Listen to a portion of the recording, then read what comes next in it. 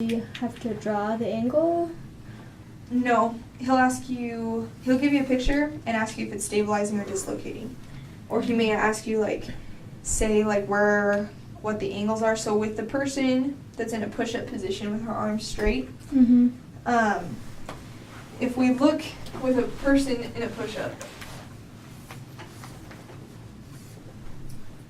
the center of gravity will pretty much be all along that line with her arm. And so because of that, the note that I read earlier, it's bolded in the very first paragraph. It's under the note. And it says the angle of resistance is 0 degrees if the center of gravity of the distal segment lies on a line between the joint and the direction of the resistance. So in this case, we have the elbow here, we have the shoulder here, we have the wrist here. Okay? And because those are all in line with the resistance, the center of gravity, each of those joints will be 0 degrees of resistance.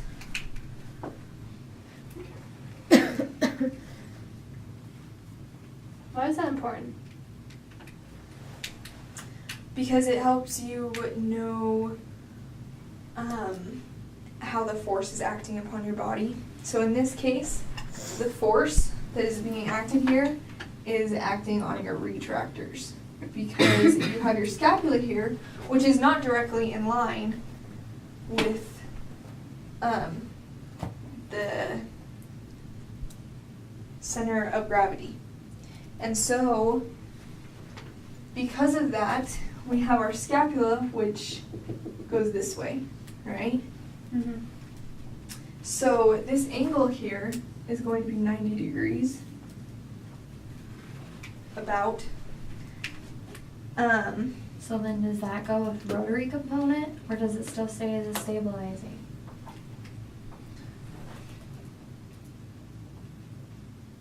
It would be rotary. Okay. So he would ask, looking at this joint, what is it? So if it was shoulder, elbow, or wrist, we'd know it's something other than rotary. But if he's saying shoulder girdle, we'd say that's only rotary.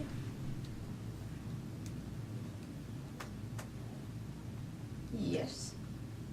Because with the rotary component at 90-degree angle of resistance, 100% of the resistive force is causing the lever bone to rotate around its axis. So yes, that's exactly what it would be saying.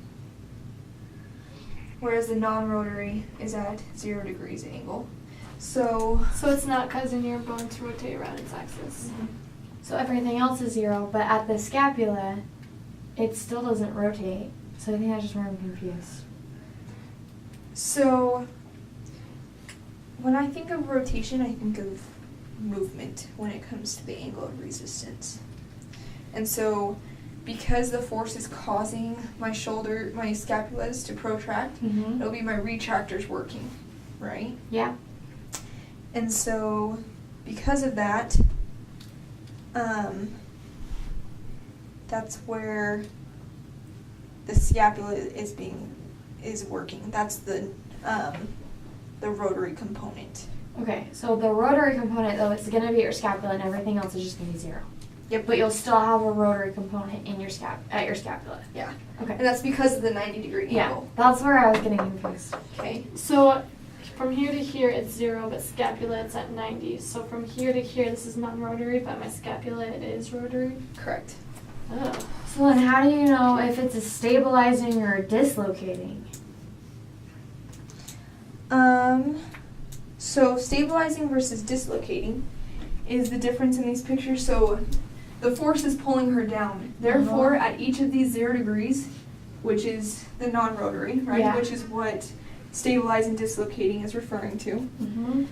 So we're only looking at the shoulder, the elbow, and the wrist. At each of those, gravity is going to be pulling her down, and because her weight is on top, it's going to be compressing her joints. So therefore it's stability. Yep. Okay. Now the person that's hanging, like he's about to do a pull-up, each of those are going to have that direct downward force on each of his arms. And even though his arms kind of curve, it's more of just like a general thing. Because his joints will basically be in line with all of it. And so at each of his joints again, it will be a matter of 0 degrees. And it's dislocating because it's like separating the joints, It's right? pulling them apart. Okay. Because if you're hanging, like Yeah. it's basically straight down along your joints that you're being pulled.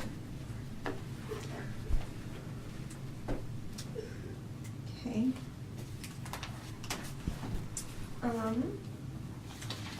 So when it comes to these pictures, if you're looking for the angle of resistance, you're looking at the motion that, I feel like it's the motion that you're performing, at least, because you have, so in this first picture, or actually let's look at the bottom left picture of that guy that's sitting.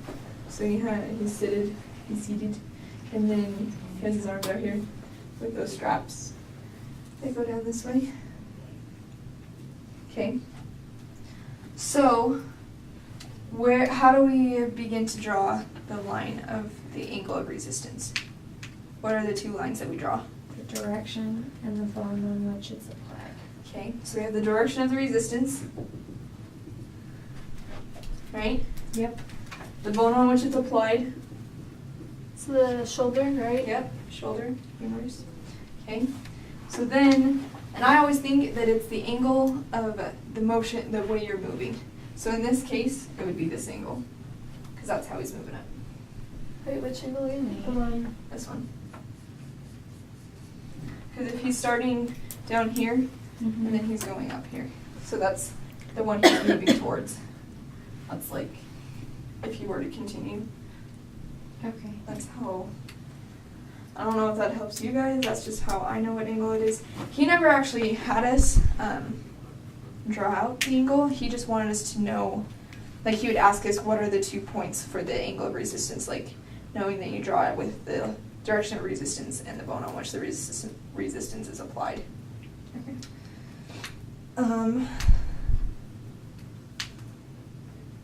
So in this case, it's obviously not 0.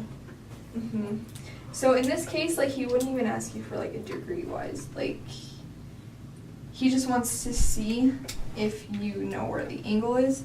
But even then, he never even quizzed us over that. So what would you say you need to know? I would say that you would need to know the 2 points of how to draw the angle of resistance. Okay. But I don't think he never had us actually draw it. He just wanted you to see if you guys know. Mm-hmm. Yeah, I think in What are class the today, definitions? he said the only way we would be quizzed on that is if he gave us a goriometer or something like to that effect, Mhm. and we used that in the testing center. And he said he's not going to do that. Yeah. Well, that's nice of him. So you'll want to know that, and then you'll also want to know like stabilizing versus dislocating, Right. and that's it. Okay. That's not bad. He's not going to do a trick question on, will you give us an example of stabilizing, dislocating for angle and muscle pull? He will, because he wants you to make sure you have these different, like you can differentiate Right. between the two, and so he will ask you probably what the definition is of the angle and muscle pull again. Like what are the 2 points of that versus the 2 points of, So just know like the Resistance. definition of it. yeah. And that, okay. Yep. And he may ask you like at stabilizing versus dislocating, just know that you know the difference between what's stabilizing, dislocating for the angle of muscle pull versus the angle of resistance. Okay. Yeah.